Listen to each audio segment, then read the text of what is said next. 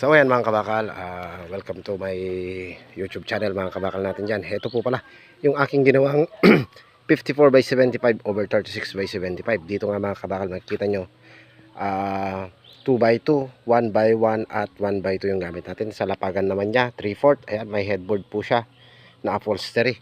Sa baba mga kabakal ginawa ko na lang straight dahil maliit nga lang po yun. Nasa 27 lang po yan.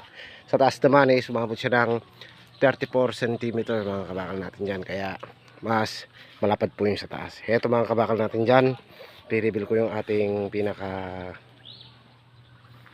materials nito. 1 by 1, 3/4 by 3/4 mga kabakal ang pinaka height nito. Sa mga magtatanong, magdi DIY 180. Tapos baba ka lang dito, magsimula dito sa pinaka top, magbaba ka ng 40 cm or 16 inches.